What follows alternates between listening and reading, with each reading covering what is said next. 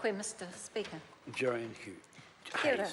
And thank you very much. I stand to take a call on the Papawai Kaikokirikiri Trust Amendment Bill, Mr. Speaker, and I too want to just pick up on a couple of threads of the previous speaker when he talked about kahanunu and his travels around the North Island. And I must say that Rangitane, my ancestor on my mother's side, also lived a pretty roamy kind of life as well that begat Rangitane ki Wairarapa, ki Waiau, Rangitane, o Tamaki Nui Arua, and a few other rangitanes around the place, Mr. Speaker.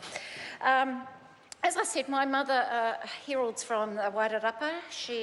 Her ancestress down there is a woman by the name of Akura. And I too also whakapapa into the Papawai marae through her, Mr. Speaker. And just a little bit about the Papawai marae. The Papawai marae was the first marae in the country to hold the Māori Parliament, Mr. Speaker, so it's got some amazing history behind it.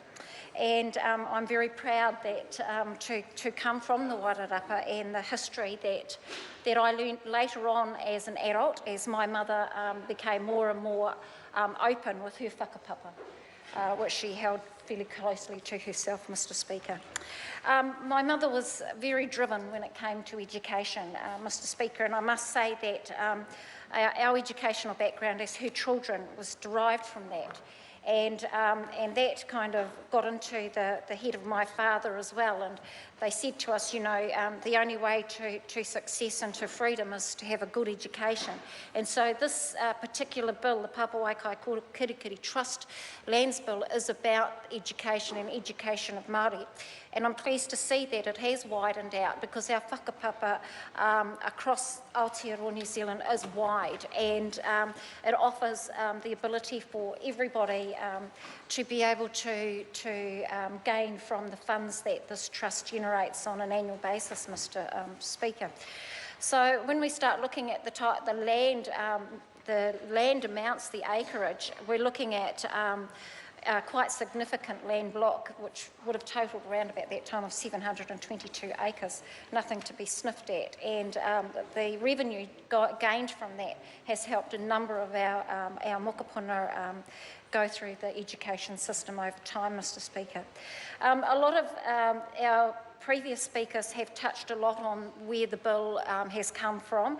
I want to too thank Alistair Scott, my colleague, for bringing this bill as its sponsor, this private members bill, and for the whānau to take the time to bring the old bill and work with Alistair to modernise it into today's speak, and which has resulted in it widening the number of people that can actually access the education funds, Mr. Speaker. So when we start to look at those, that area around the Papawai Kaikokirikiri Trust lands, we do see a steeped history of the school, as the previous speaker said, built, burning down, and not really coming back to its full strength. But when the submitters came to the Māori Affairs Select Committee, I was really impressed with the way that the trust has been set up for educational purposes. And I believe, as I stand here today, I think it is one of the leading Māori educational services in our country, Mr. Speaker. I was very proud to hear what they've done and how they're doing it, Mr. Speaker.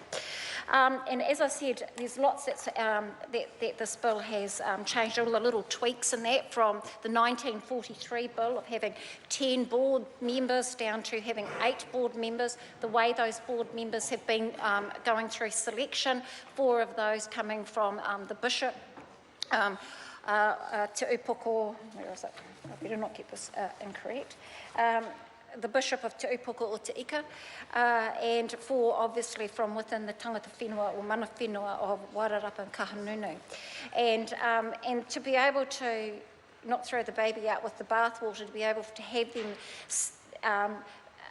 once their term finishes or becomes vacant, they can actually reapply and go back on.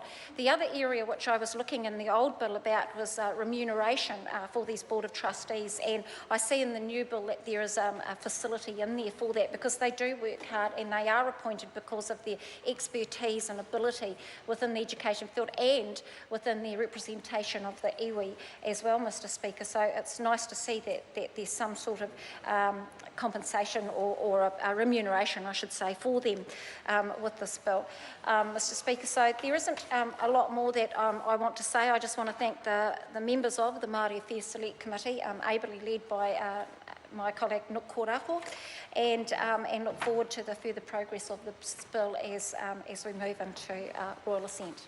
I recommend it to the House. Thank you.